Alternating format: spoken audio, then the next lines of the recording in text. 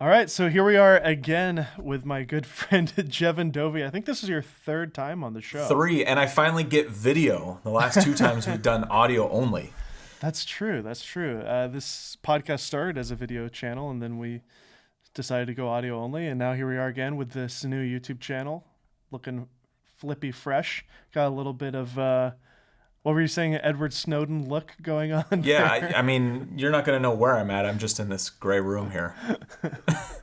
I feel like, so my YouTube studio, I keep changing and I keep changing how I want to shoot things. And I've gotten to the point where I'm like, gray wall. I'm just going to use a gray wall for now.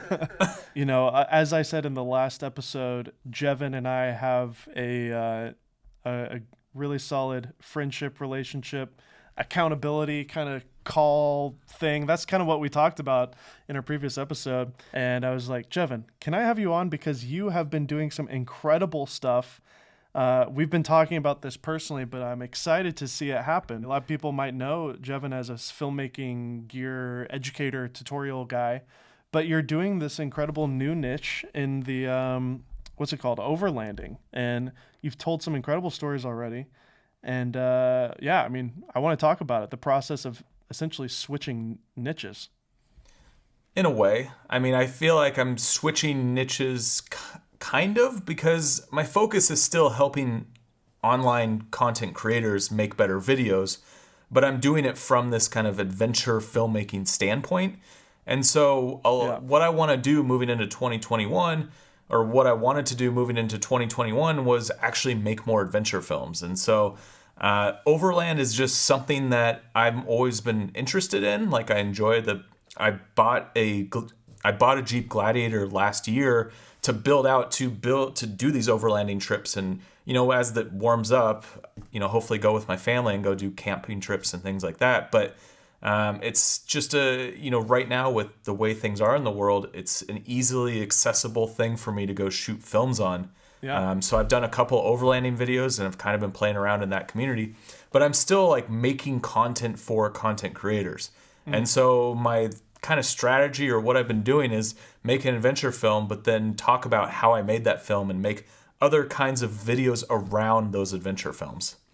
Well, see, when we started YouTube, you're kind of more of a you've been in YouTube longer than I have. I've only been doing it now professionally for 3 years. But Are we professionals? are we professionals? I mean, where's that line of professional versus amateur in YouTube? Do you have to be a full-time YouTuber to be a pro YouTuber? No, I mean, if you get paid to make YouTube videos, and you I guess. clearly get paid to make YouTube videos, that qualifies as being a pro, right? We're all learning how to do this. Oh yeah, absolutely. But when I was getting started, kind of the thing that was said was like, find a niche or niche. How do you want to say it? Do you want to say niche in this podcast? So, okay, I actually had this fight with some people in my comments section. It was like a running thing for a while, where people were calling me out for saying niche or niche. Like, I would say it differently in each video. I'm kind of insecure about the word. Well, I finally looked it up, and it actually can be said either way. Like, both are correct. Both as in both and both as well, like you just said. Apparently, I have some other things I say. I don't know, like there's different, like grocery bag. I say bag. Well, it's just because of the location that you're from. It's all good. I mean, I'm a Pacific Northwest kid, so. Also, I must say, I know this is pulling us out of the video here, but it is quite hilarious that you and I are talking to each other through the lens of our cameras right now, and yet both of us I have my laptop right here with you. I'm like basically just looking at your chin. It's really nice. It's the chin vision. Chin vision. So anyways, I'm going to turn off my audio on my computer so we don't get any more dings. Hold on. Okay. Oh, do you like my see-through chair here? This is so I don't spin around. Like, this is the... Oh, you got a non-spin chair? Yeah, I needed a non-spin chair because, otherwise I'd be doing like this and like going back. Because I have that thing over there that's a big contraption. Yeah. This was a chair for a fitness video I shot. So nice. Now it's my clear chair in my gray room. And then that's the other thing that you do too. You're a pro fitness video maker, but we won't get into that on this episode. Maybe for your fourth podcast, we could talk about that. Yeah, we'll talk about commercial work. But back to what we were originally talking about with the niche. I'm gonna just Niche. say that niche. Um, I was always told pick a niche and stick to it, and the more niche that it is, the better. And so I took that advice and ran with it. And I decided instead of reviewing all sorts of different tech, I would stick to specifically camera gear. And so I reviewed almost every camera under the sun. And, I had success on Kinetica, and then on Indie Mogul was staying in the filmmaking niche.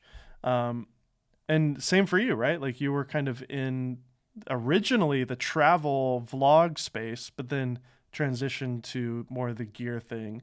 And now here we Yeah. are, you're expanding. Can we talk about, is that still true to this day? Like, should people niche down when they're starting their channel? Yes and no. I think there's kind of two ways to look at it. So my journey on YouTube, I started out in travel vlogs, and I really didn't grow that much when I was doing travel vlogs. So I mean, it was kind of my experimental phase. I think that's one of the things that a lot of people jump into YouTube and expect like all this growth to happen. Like doing 50, 100 videos of just kind of playing around, not expecting money, not trying to like get every affiliate link to be converting and things like that. Like there's this period of just learning what to do. And I think for me, it took a lot longer than some other people because I think I made 200 videos of these travel vlogs that were, they're not the best videos in the world. Like I was just trying YouTube content. And then I finally niched down into the filmmaking space and I got into product reviews, but more what I found success in was doing kind of beginner tutorials on filmmaking and creating video content.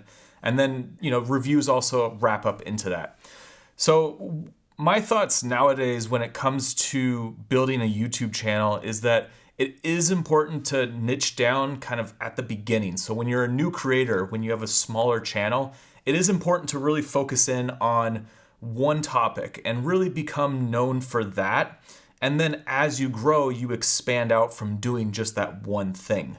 I think the trap door is getting stuck in doing the same thing year after year, and then come 2, 3, 4 years down the road, you're now left in the dust because other people are evolving their channels and your channel is literally the same thing and your subscribers aren't interested anymore. So when it comes to niching down, you never want to lose your personality. And that's, I think, a big key component of building a YouTube channel is what you bring to the table. So even if you are niching down to just camera reviews, you should still have something that's very you baked into that. And as you grow, you can get more organic and try different things and play around, throw in a vlog here and there, or throw in just some creative piece that you've been wanting to do and see how your audience responds. And I think that's kind of the approach you want to take is niche down, but then as you grow, try different things and see what works for your audience. Exactly. And I think when you're getting started and nobody knows who you are, it is a good idea to talk about things that people are searching for. It helps you show up in the search results on YouTube. So in our case, reviewing, topical cameras was a good way to get discovered. I mean, for you, you've had a lot of success doing drone reviews and different things. I mean, drones still is a huge topic on my channel. I just did a video this week that was 13 drone moves. And that video, as soon as I put it out there, it popped off. Like it just took off and it's, gaining so much momentum. It's a great video.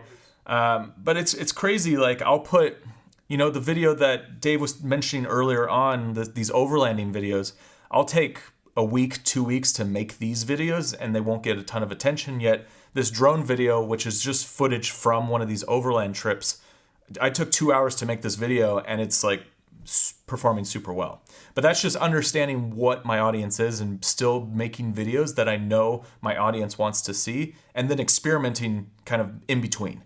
And at the end of the day, too, as a creative and as a creator yourself, as a person, like you do want to do things that you enjoy, right? Like maybe the 2 hour edit of the 13 drone moves gets views, but the film that you made, like I called you up as soon as I could get a hold of you, and I just wanted to tell you how impressed I was with the film, how much I enjoyed the film, and it's a great way to connect with other filmmakers. You know, the views might be lower, but those views are more important because it's people who really love your work and love what you're doing. And, you know, you got to balance that as an artist, right?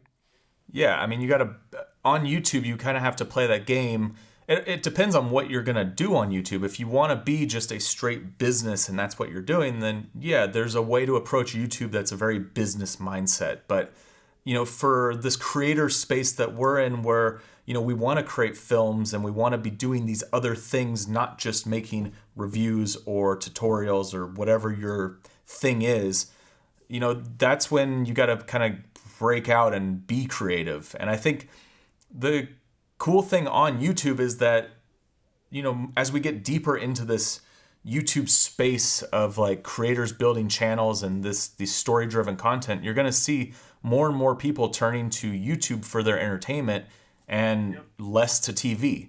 And I actually was having this conversation with an Overland channel earlier today. We were looking at some different channels in that niche because he's full-time Overland and I'm kind of just playing around by doing some videos.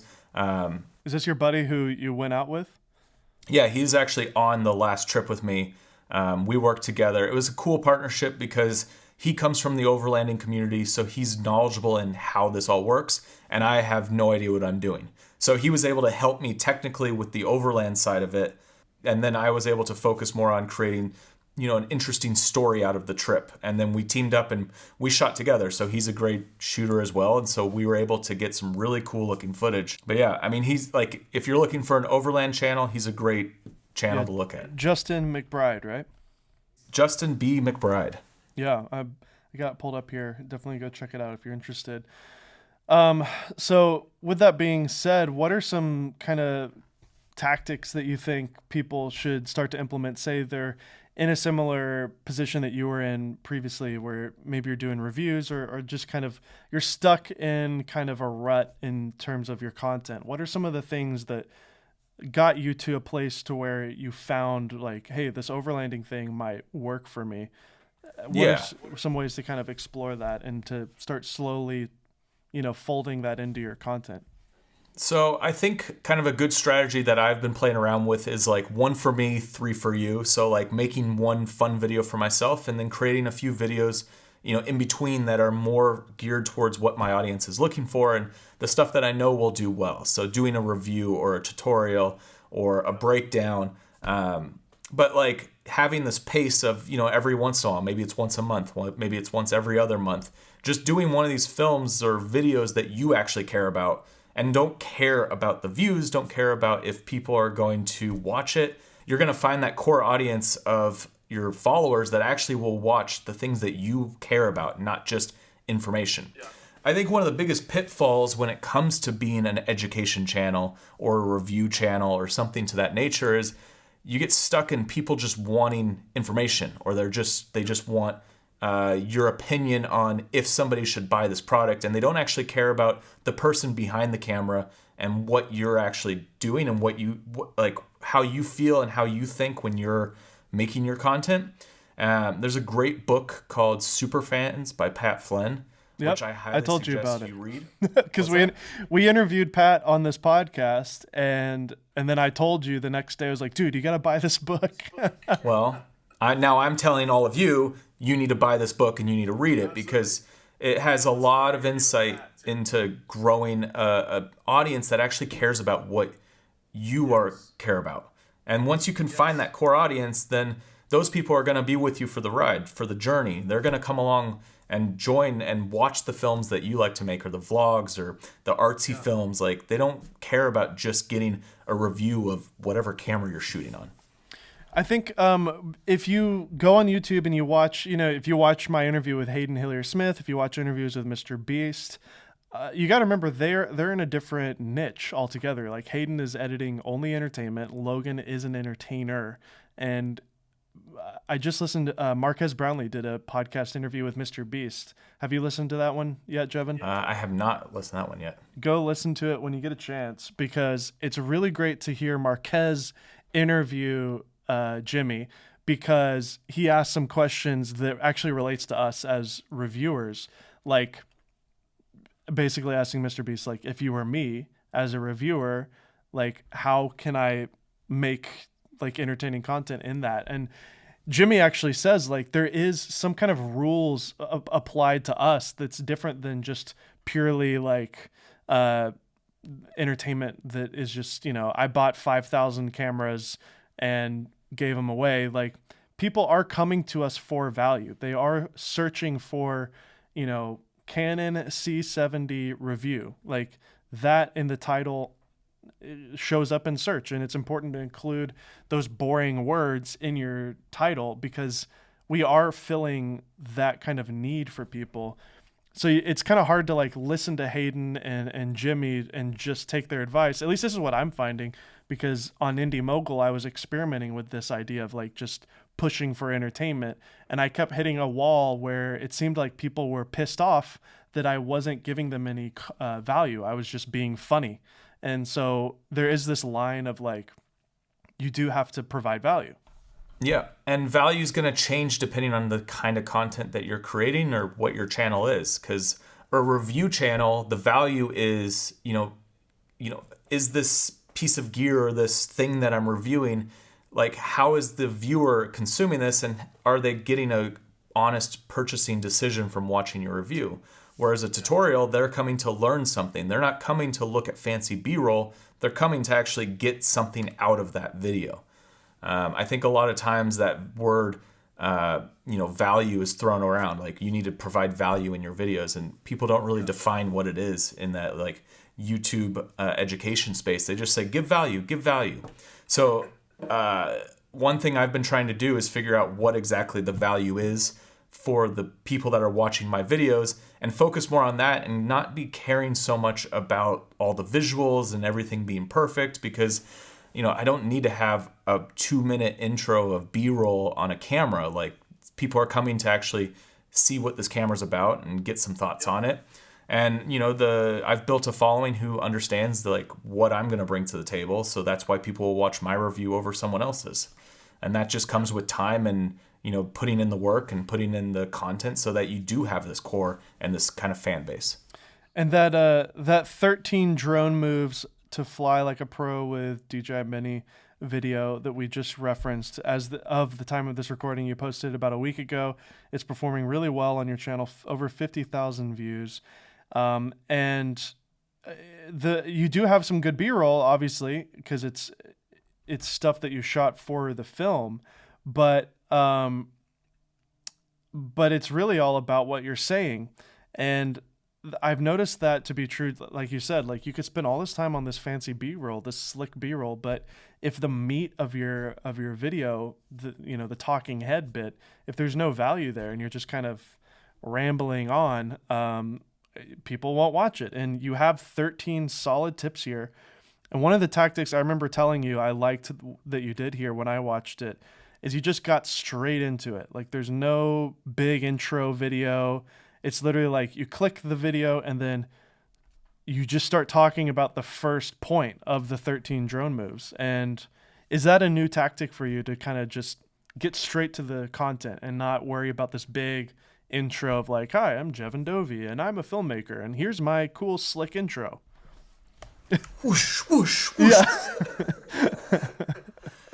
So it's interesting because, again, it depends on where you're at in the YouTube journey for you to kind of make this flip from making these things that people start recognizing to just getting right into the content. And I've actually been discussing this with Nick Nimmin, who's a big YouTube educator, because he's been doing the same thing that I've done, where we're stripping out our intros. We're kind of just like getting right to the meat of the content, because we have this base that actually knows who we are and what our channels are about. Whereas if you're a new creator, say you have 100 subscribers and you're making tutorials or a review, it is important to let people know what they're coming to your channel for. So that's why you'll see people say, hey, I'm Jeven Dovey, and on this channel I do camera reviews, adventure films, and blah, yada, yada, your value proposition. And then they might do an intro. Because when you're new, and this is going back to kind of what we were talking about earlier, when you're a new channel, you really want to work on search, because that's an easy way for people to start finding out who you are. Especially if you're in some sort of education review style of content, like you're going to have to play the search game because people are searching for a C70 review, an A7S3 review, how to shoot in low light. Like people are looking for these keywords, and then you'll start popping up. And I think, so I think early on it is important to kind of let new people know who you are. But at the same time, I think an audience is getting smart, and it's kind of getting annoying to just have the same, hey, I'm Jeven Dovey, subscribe to my channel, like my page, comment down below. Up here, there's a video you should watch. And also after all that fluff just drives the audience away. You look at one of Jimmy's videos, within seconds, he's boom, boom, boom. You know exactly what the video's about, and he's already voted someone off the island. I mean, he's a great example, but again, he has a massive fan base. So he doesn't have to have any sort of setup to know who he is. Whereas I think, it's hard to gauge what you should be specifically doing at your stage of the journey, because if you look at, say, my channel and you're trying to grow and do something similar and you're using the exact same tactics I'm using, they might not work because of where you're at in the journey. You might actually need some of this other stuff. Yeah, it's interesting, but yeah, definitely dropping more and more of the fluff and kind of just getting right into the meat, especially when it comes to tutorials like that. Like people just come for the 13 tips. Exactly. Sponsorship. How do you get sponsors? And I think if you're new to this world, you see everybody doing it. Like this video brought to you by Squarespace. This video brought to you by Storyblocks. By the way, I just got a box from Storyblocks. Did you get this No. gift So from... I don't work with Storyblocks. I don't even have an affiliate link with them. Oh, I'm sorry. They gave me a little beanie and a blanket and a mug.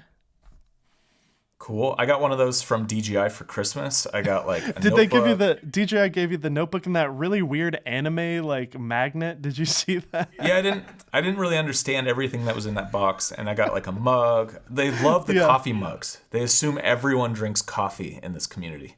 I mean, that's not wrong. It's not wrong. But I'm I a drink little coffee. offended. But I have a lot of coffee mugs from brands now. By the way, what are you shooting on? Are you shooting on the A7S right now? Yeah, A7S Mark III. So I was using the A7C in my studio, and it's been overheating. So I am now really? not sold on the A7C anymore. Did you turn on the overheat extending? I don't know. Item? I might need to check on that. But I did a 40-minute video the other day, and it overheated. So maybe I can turn that off. Yeah, you can go into the menu and turn off overheating shut off, and it should go continuously.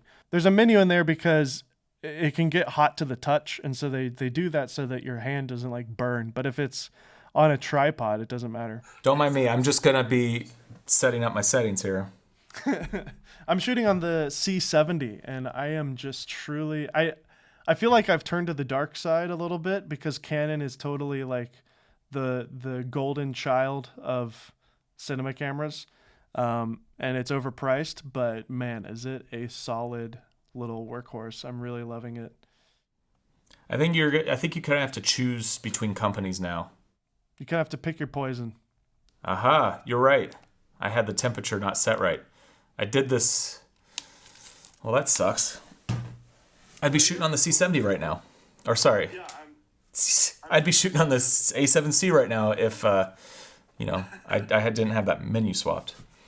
Sorry, I'm a little bit of a gearhead over here, so yeah, sponsorships. Tell me about how you got into it. I know, you've worked with different agencies before. This is a whole world that maybe people starting out might not even be aware of. Is how do you get into the sponsorship thing, and is it worth doing for somebody who's ready to start doing that? So sponsorships is an interesting topic, and I've been shifting how I do them recently because I'm kind of getting frustrated, trying to deal with sponsors on one-off videos, doing all of these different sponsorships. I feel like it kind of detracts from the channel if every video is hey, sponsor this, hey, sponsor that, hey, sponsor this. I mean, I understand creators need to make money, but I also see on the other side of things how much sponsors are offering channels. And like sometimes they're just so low. It's like a slap in the face because we put a lot of time and effort into making these videos, and these videos live on our channels forever. And to throw, $100 at us or something is kind of crazy. Yeah, it can be a little offensive sometimes, but they only do that because they know that you might say no to them, but somebody else will probably say yes because they need the money. Yeah. So when it comes to sponsors, there's kind of different ways that I've been able to get sponsors. Sometimes they just reach out to me. So I actually don't include my email anywhere anymore. I just do it through a contact form on my website because having your email plastered everywhere seems like a great idea because then people can contact you. But I was getting so much spam and so many people trying to hack my account. And as soon as I put that layer of putting it through a forum on my website, like I don't get any spam. It's crazy. I think I should do that right now. I mean, it's super important. I took it off everything. Oh, wow. Yeah, that's a good point. So this video is not sponsored by Squarespace, but I make my website on Squarespace and it makes it super easy. All right, deleting my email. So the other way to get sponsors is to approach them yourself. And just sending an email to a sponsor and saying like, hey, I like your products. I'd love for you to sponsor one of my videos. Like you might get some hits here and there, but really what you want to do is have a full thought out pitch of what you're providing and who you are, who your audience is, and just like everything so that a sponsor can get an email from you and you stand out from the crowd. So again, not sponsored by Squarespace, but I make all of my pitches on locked pages on my website and it's just done templated. I made an entire template for my sponsorship proposals. I go in, I fill in the information, and I send that out to companies. And I've been able to get bigger sponsors because of that, because they see the entire layout of what I want to do, the films I want to make or the videos I want to make, the price, my audience, my analytics, it's all in one place. And then they can make a decision and keep the conversation moving forward. So you basically make like your own deck essentially on your own site, and you might put related videos or maybe some other examples that relate to that. And the thing is, like, I use Squarespace, so it's all drag and drop. So basically I've built a template and then I can put in new videos, new photos. I make it look really pretty, but it looks like it takes a long time to build it. But after you build it once, you just duplicate, switch out some photos, switch out the text, and send it off again. We were supposed to do this podcast earlier, and I actually was working on 3 different pitches. And that's kind of one thing that, as a creator, you need to think about. Like, you're not just going to send off one pitch and you're going to get someone to say, okay, great, let's do this. Like, I'm constantly sending pitches out and I'm constantly hitting different companies to try and find people to sponsor the videos I want to make versus waiting for people to come to me. And some of my biggest sponsors have been when I reach out to a company and I say, hey, this is the film I want to do, and this is what I was thinking, and this is how you would integrate into my channel. And those sponsors end up getting the most excited, and they end up putting the most down. They end up putting the most money into those projects. That's amazing. What about agents? What do you think about agencies, different like YouTube companies that there's a couple of guys that, you and I have worked with Indie Mogul, with Kinetica, and your own channel. What are your thoughts on that? So, okay, it seems like a great idea, but don't get locked into a exclusive deal, because the thing is, like, they're good to bring you some deals here and there, but I found that, I end up getting bigger deals and better deals when I just do it myself as the creator. And so, I work with someone who brings me brand deals, and I still work with him, but I'm not putting all my eggs in that basket. Like, I'm letting him go after certain companies and the companies that he has relationships with. And then I'm going after different companies and putting a lot more effort into getting bigger projects from those. I was actually talking with a sponsor yesterday. I had them on a FaceTime call, and that's one big thing. You don't want to do everything through email. You want to get someone on a FaceTime call and talk to them face to face. Like, super important.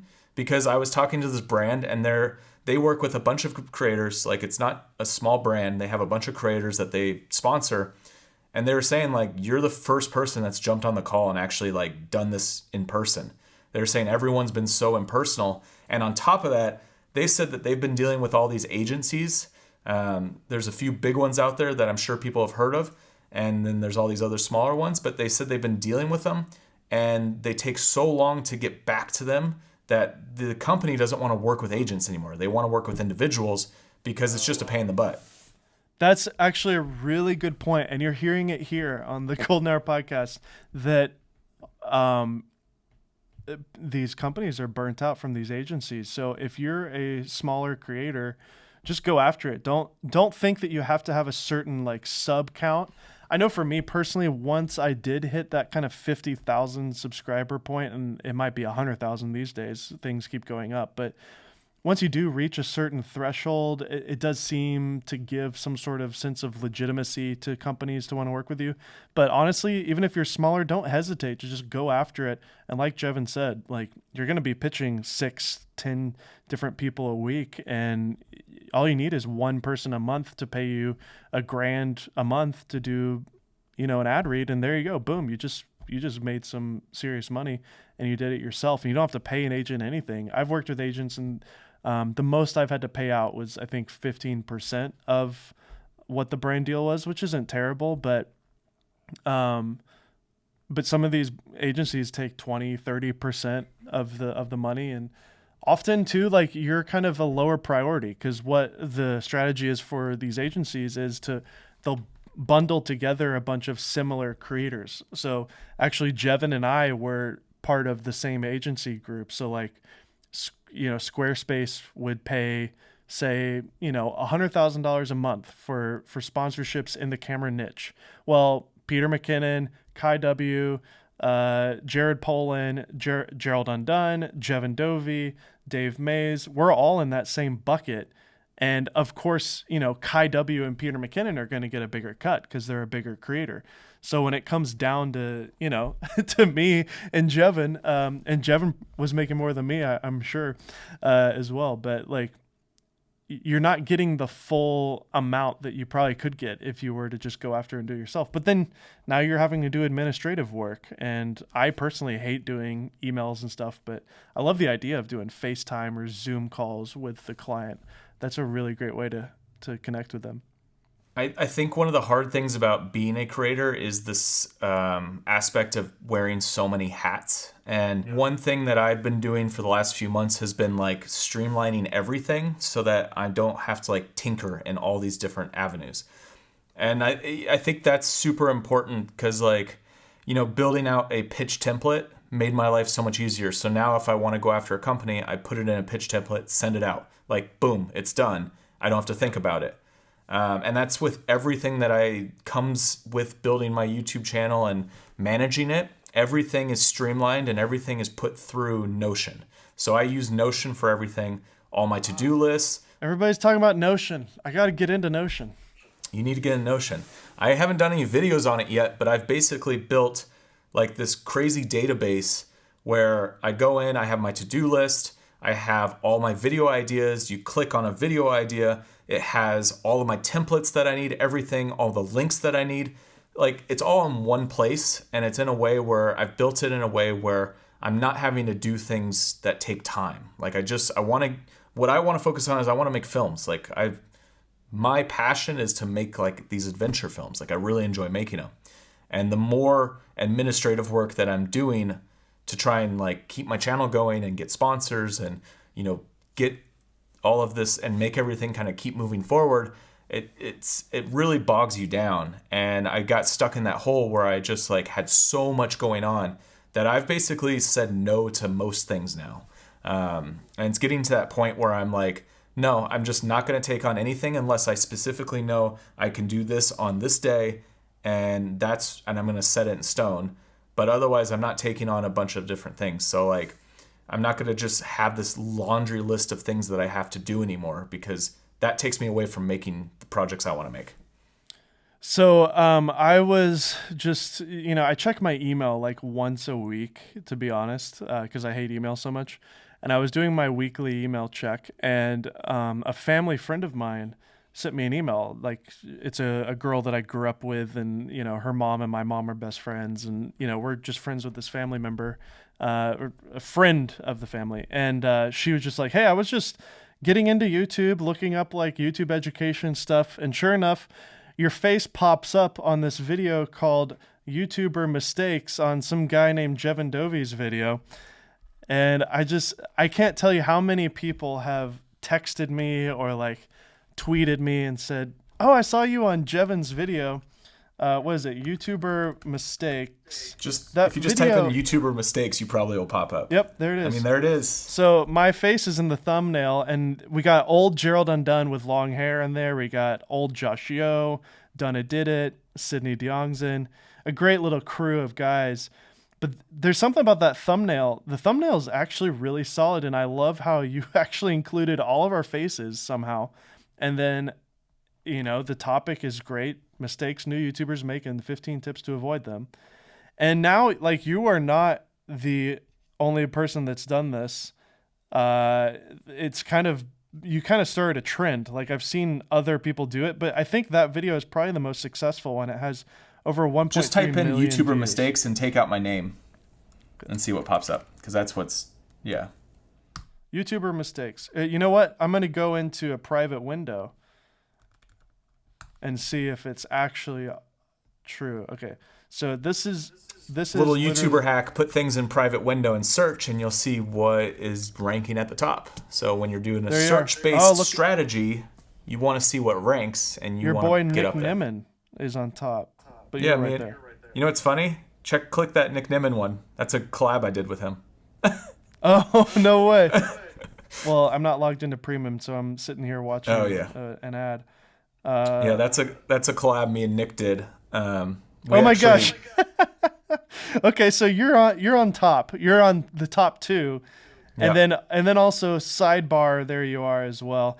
Tell me about this video. Why do you think it's so popular? Why has it got over 1 million views? And what is it about this video analytically that you've seen over the last, gosh, it's almost been 2 years. Can you believe it?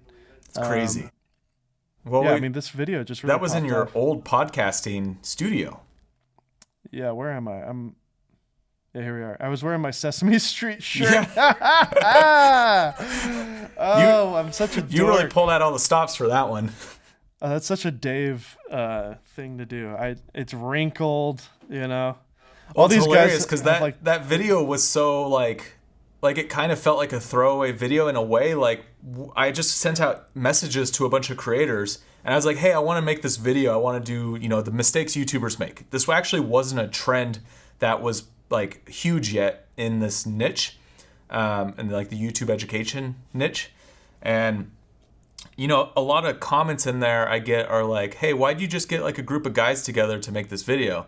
And I'm like, well, these are the only people that actually responded to make the video. I actually invited a lot of people, not just guys in the filmmaking niche, but that's who responded. And we're all friends. Like, I know all these guys. I mean, we're all buddies. So it, like you said, it was just kind of a throwaway thing. Like, hey, I'm trying to do this, and like you said, we're the only ones that gave you content. So yeah, and it's funny because like like your video, it kind of, I remember you were trying to make this and you were like, hey, I'm just getting done with a podcast. Like, I'll just do it real quick for you. Yeah. It was something like you had to like last minute. And I think, everyone just kind of sent me, Josh Yo did the best. Like, he did a really cool cut with his. Yeah, he actually edited it, right?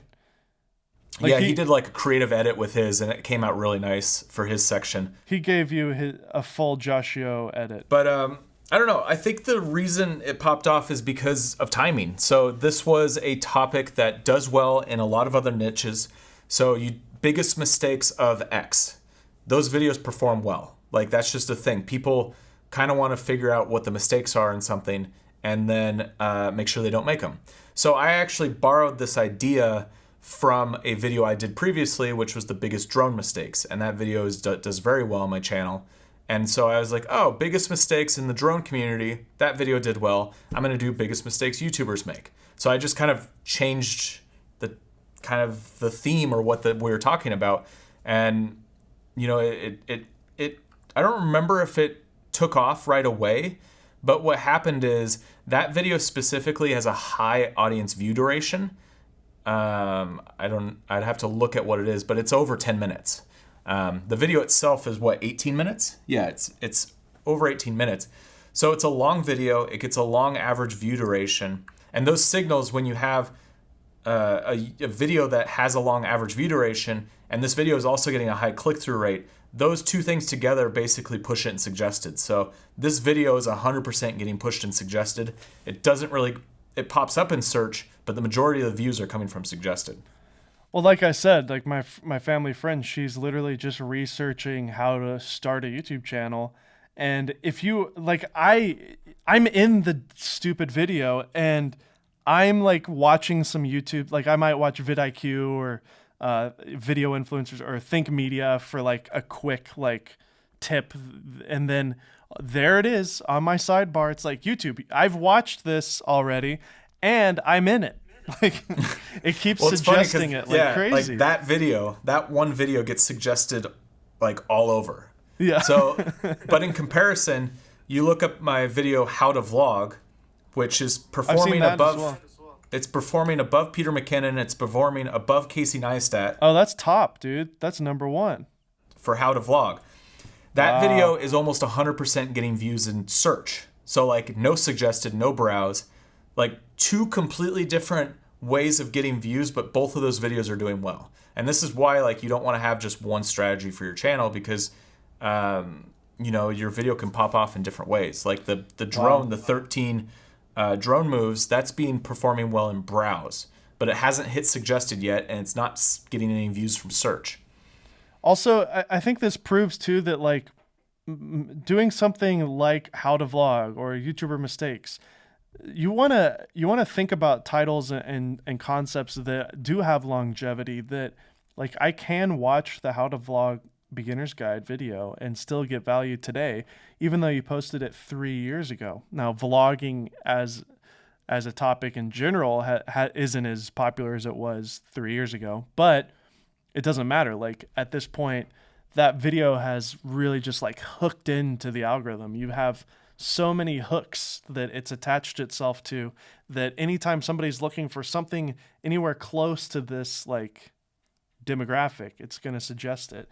And it just proves again that like if you just remain consistent, and even if you're not seeing results now, if you just keep consistently cranking out videos, things like this could pop off, like deep frying a turkey. I'm interrupting this video podcast to ask you guys to please subscribe down below, enable the bell notification, and maybe even leave a comment on this video, something that stood out to you so far or something later on in this episode that you really enjoyed. All those types of little things that I know are kind of annoying to hear on a podcast interview make this channel grow and put it out there for more people. It also helps me. So if you enjoy this show, you enjoy the free content that we're doing here, please enable the bell notification and subscribe. You deep fried a turkey 4 years ago and posted it on your channel. You told me you made like $2,000 off of ad revenue or something crazy like that every Thanksgiving.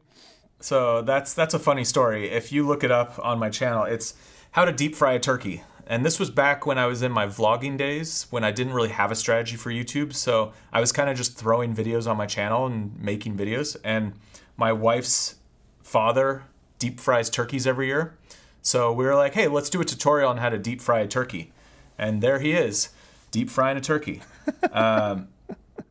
Deep frying turkey expert. Like, it's kind of a funny video. It's kind of just like him deep frying a turkey. But that video performed super well in search in November leading up to Thanksgiving. And then on Thanksgiving itself, like the amount of views that I get on that video, I think this year it got 150,000 views in one day. Now that video made me $1,500 in one day on Thanksgiving. Gosh. I love how he's wearing the apron. Real there's so much goodness about that video. Like it's just it doesn't fit my channel at all. It has nothing to do with what my channel is. And like the reason I've kept it on is because every Thanksgiving I get this surge of views, and it's a nice little pay bump. Like each year it's grown. Also, that's the best time of year in terms of CPM in general. Brands are really pushing ads around Thanksgiving because it's the holiday season. So every YouTuber makes the most money from October to December.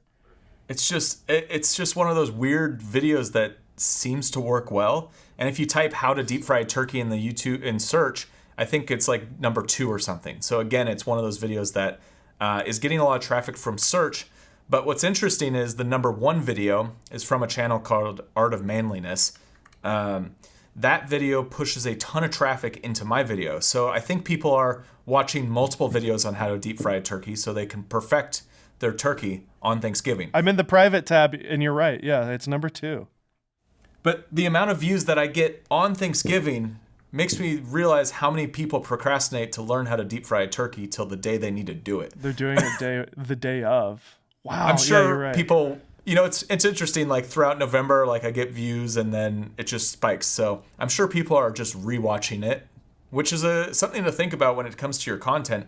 If you do have this kind of content where people rewatch year after year or like multiple times, that's going to help the YouTube algorithm in a lot of ways. I have one video that's how to do film fireworks. Every 4th of July it takes off, and it's kind of a holiday videos around holidays are great if you can incorporate them into your niche. There it is. Yeah, that's the number 1 performer. It's not a big topic. Like it only has 16,000 views. I know, but it's niche and like it's very specific. And yeah, I mean it's not like, but it's still the number 1 video when you search it, which is interesting. At least it is right here. So the overall state of YouTube right now, I mean, it's the beginning of a new year, 2021. A lot has changed. We've kind of touched on this a little bit, but I'd love to just get your thoughts on it. Where do you think YouTube's heading? Again, we talked to Hayden Hillier-Smith. You and I both have been nerding out about Hayden for the last 4 months. I feel like Logan Paul, I feel like, these guys just in that different stratosphere of YouTube really have a good pulse on what's happening on YouTube. It's starting to replace television. What does that mean for us as content creators, and what's the state of YouTube in 2021? I mean, I think YouTube is still in its infancy. Like people think that they're late to the game, but they're really not. I think the more that people transition off of traditional media like television or all of these different streaming platforms and turn to YouTube, like it's just going to make the creator more powerful in the way that like people come to us for entertainment. So that's part of why I've been kind of changing my strategy a little bit and getting more into the entertainment side of things, just because it's not so much about making your channel take off as much as videos nowadays. And that's an interesting thing. Like my strategy, I feel like would be so much different if I started YouTube now, because the YouTube algorithm really pays attention to individual video performance, not so much like the channel as a whole. And so they want videos that are engaging and are going to keep people watching more and keep them on the platform, so then they can serve them ads and make more money. I mean, it's a pretty simple process there. Mr. Beast always says it. He's like, people are blown away when I say it, but all you need to do to be successful on YouTube is have a convincing and enticing title and thumbnail that causes you to click the video and watch till the end. That's all YouTube cares about, is if they show a video to somebody and you click on it and watch it, that's it. So just figure out how to do those 3 things: a good title, a good thumbnail, and make a good video.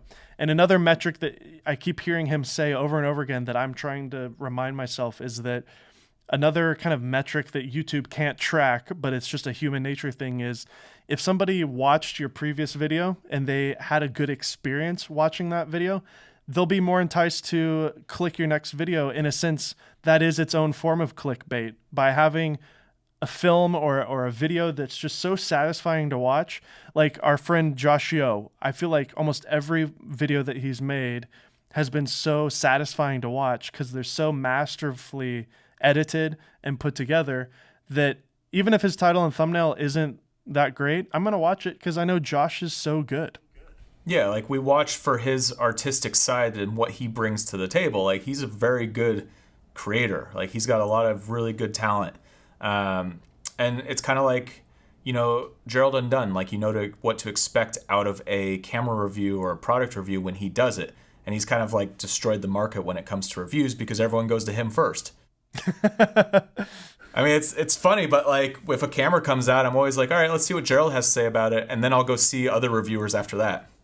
Well, it's funny because we're all referencing him. So like in my video, I'll be like, so Gerald talked about how this channel or this camera has like 16 stops of dynamic range.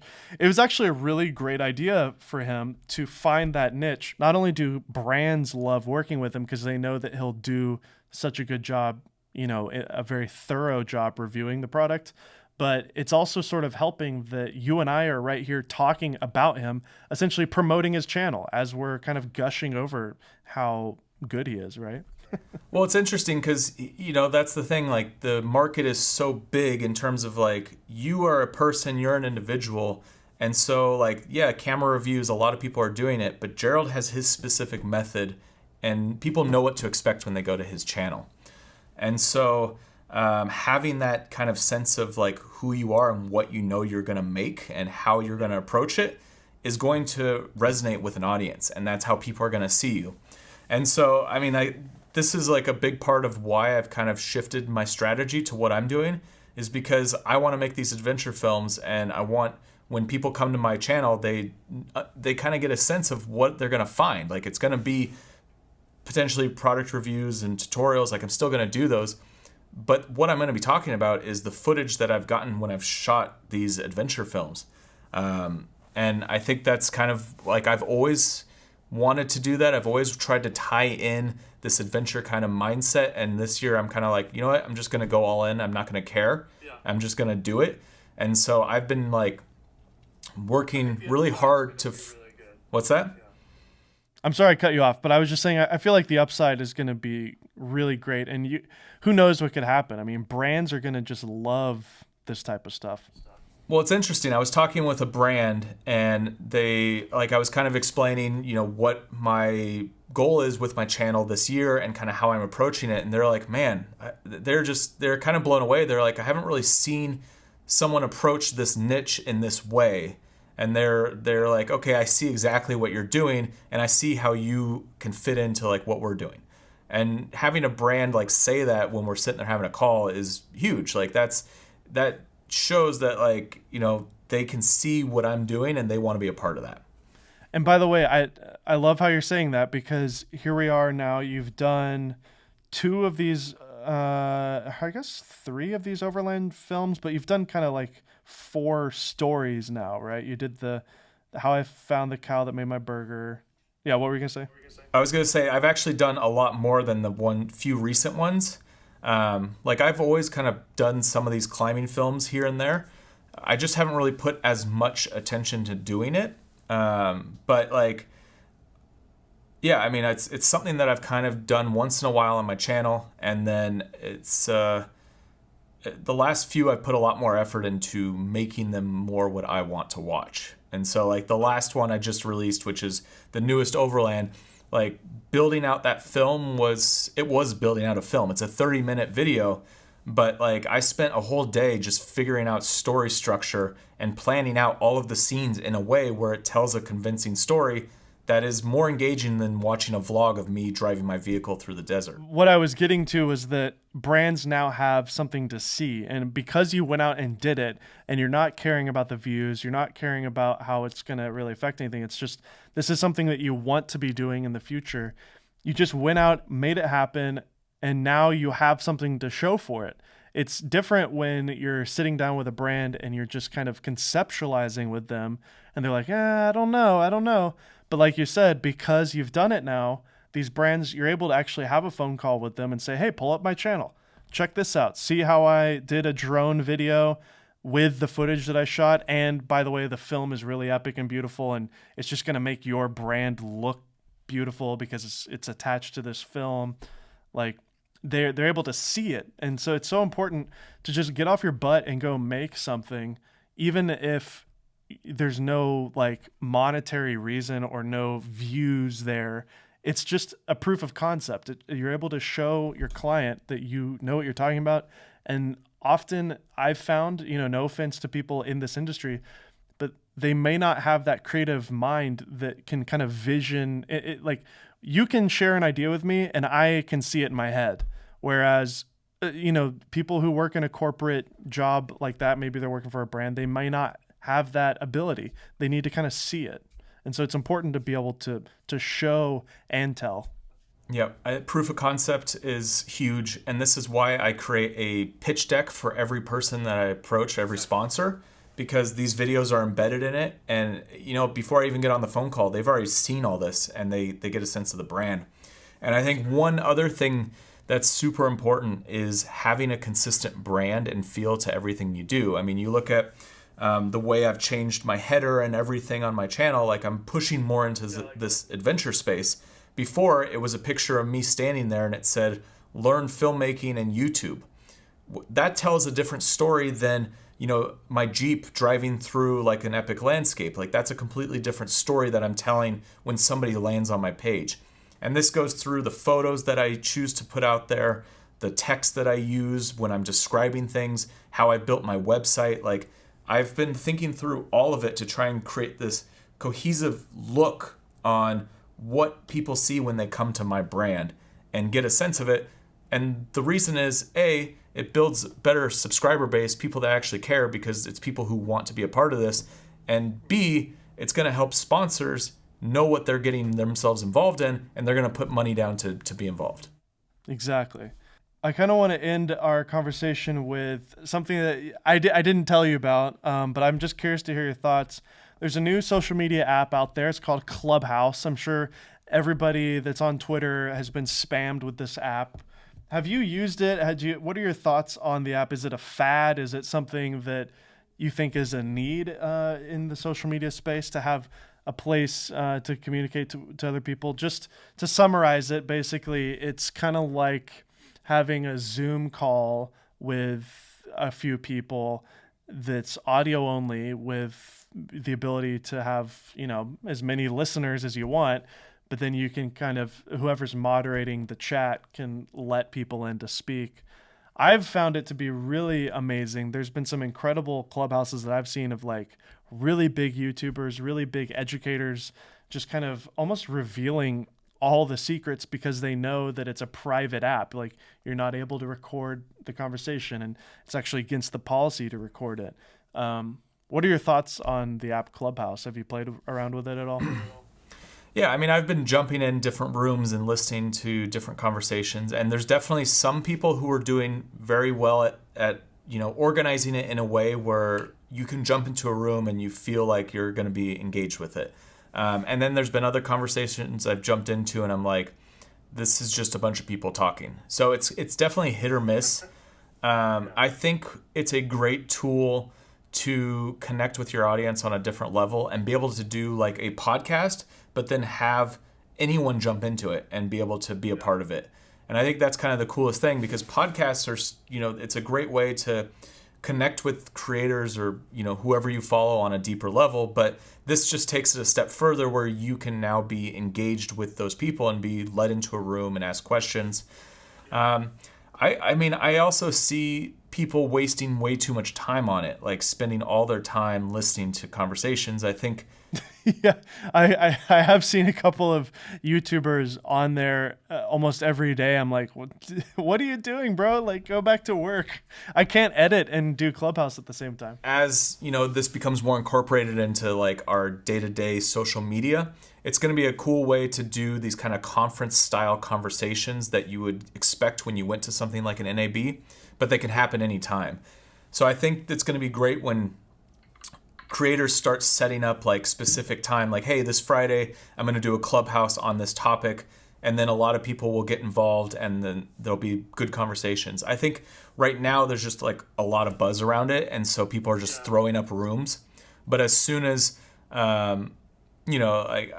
it's too hard to like just jump into these rooms all the time. I think people are going to start planning out like, hey, Friday I'm going to do a YouTube conversation about growing your channel. There was a Clubhouse I was listening to, and they were talking about these guys that have already monetized it.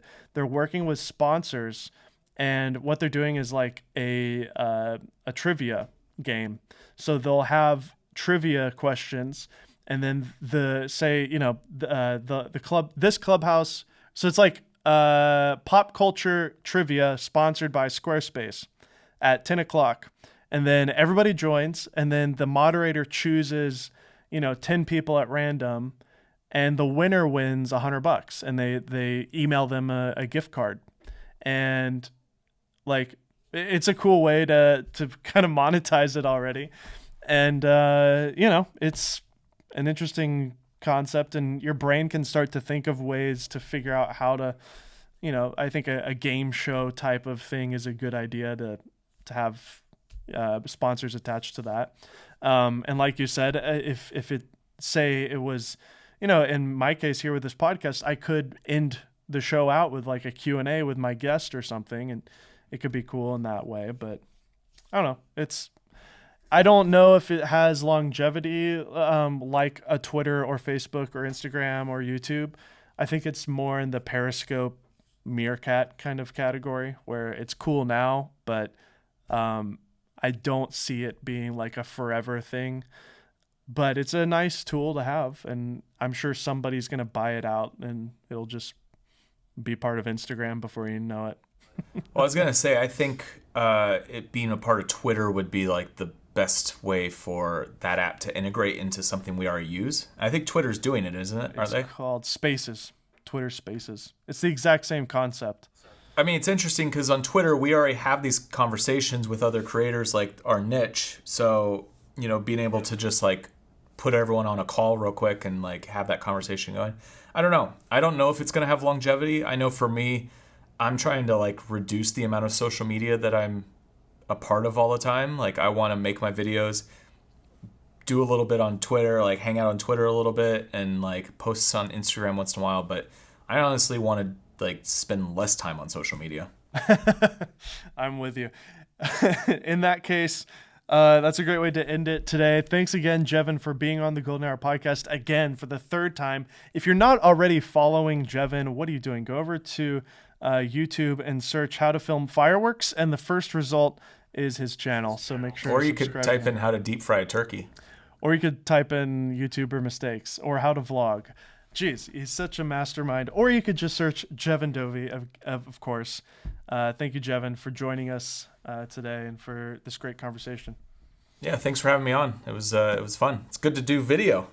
Yeah, this is awesome. I'm happy to do it. It's been a fun journey for me. And we'll do a YouTube Clips channel soon as well, because I think there's more value in that for people on YouTube.